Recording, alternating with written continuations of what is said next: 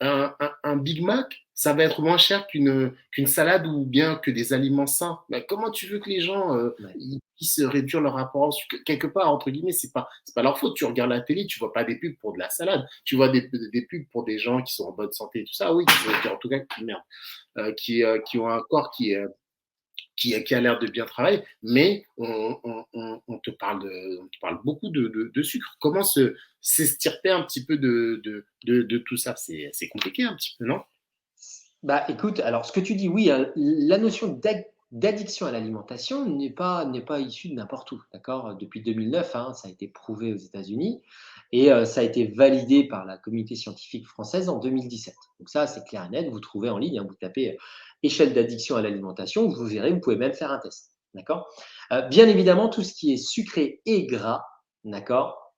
En général, ce sont les aliments qui sont au top de la liste. Donc ce que tu dis est vrai. Et quand j'ai des patients qui sont vraiment accros, bah, je suis obligé de faire appel à un addictologue. C'est pas une blague. C'est-à-dire qu'il y a une prise en charge pluridisciplinaire. Ensuite, il y a effectivement un matraquage, hein, c'est-à-dire qu'aujourd'hui, dès que vous allumez la télé ou que vous sortez, vous allez faire la fête et tout, on est tombé dans une forme de, il y a un cynisme académique, un cynisme mondain en fait. La mondanité cultive une notion de superficialité qui est incroyable. Et quand tu regardes d'ailleurs le petit-déj français, d'accord, viennoiserie et tout, mais il est né d'où? Il est né de Louis Machin et les autres là, qui ne faisaient rien de leur journée physiquement et tout, qui passaient la nuit à sauter la courtisane ou j'en passe, et qui vivaient que sur de la futilité et qui ont donc eu envie d'avoir des aliments qui nourrissaient leur réalité futile.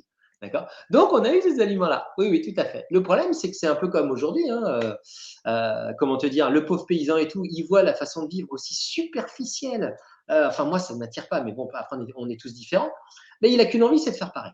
D'accord. Et puis, c'est aussi une marque sociale. Ah, bah attends, il mange plein de viande tous les jours. Moi aussi, je veux manger de la viande tous les jours. Et puis, il a sa viennoiserie. Moi aussi, je veux ma viennoiserie. Et donc, en fait, on s'est retrouvés petit à petit, attirés par une mondanité néfaste.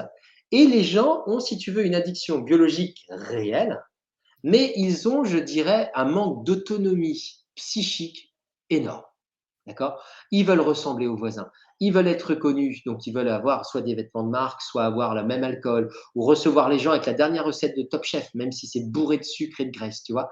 Et en fait, on se rend compte que le problème, c'est que les gens étant en général pas forcément très heureux dans leur boulot, peut-être pas dans leur couple, avec des petits moyens financiers et tout, bah, tu l'as dit, c'est ça qui amène l'addiction. C'est-à-dire que finalement, bah, c'est devenu un suicide mondain. Je sais que ce que je mets en moi ne m'apporte rien, que ça me rend malade, que ça cultive ma maladie, mais finalement, j'ai des médicaments remboursés par la sécurité sociale.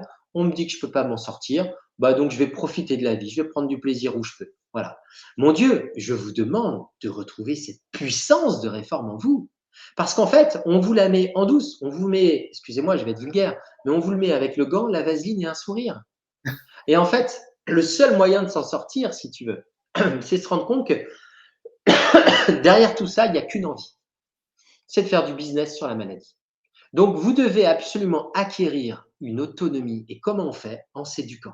Et comment on fait? En regardant ta chaîne, typiquement, où vous avez des professionnels qui ne font qu'une chose, c'est vous ramener à votre autonomie. Et vous allez vous rendre compte que le discours, il est uniforme.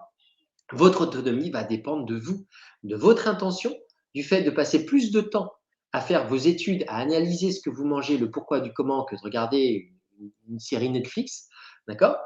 Et à bouger, à faire votre sport, c'est-à-dire à vivre votre vie pour de vrai et non plus par procuration ou en bavant. Et vraiment, ça, c'est tout le piège des réseaux sociaux, c'est que souvent, on voit des gens, oh, waouh, t'as vu son corps comme il va bien, waouh, magnifique. Ou bien vous voyez des vidéos de certaines personnes qui s'en sortent de leur diabète.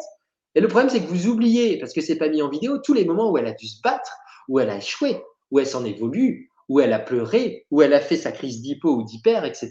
Mais elle s'est battue jusqu'au bout.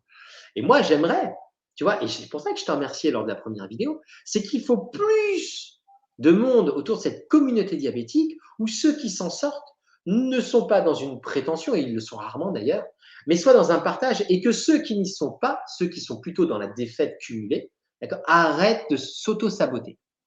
Et donc, tu te rends compte que bah, si tu veux retirer une attirance au sucre, c'est pas juste éteindre la télé, c'est pas juste gagner plus d'argent, c'est faire une putain de réforme en soi. et de ne s'entourer que de personnes qui ont réussi, qui sont en train de réussir, ou qui, dans tous les cas, ont un moral d'acier, je dirais. Tu vois? Et c'est comme ça qu'on peut s'en sortir. Mais je te rassure, hein, vous avez un signal fort, c'est le diabète. Moi, je vois plein de patients qui ne sont pas diabétiques, mais que l'alimentation trop sucrée détruit autrement. Tu vois? Et on est tous à risque de ça. Tous.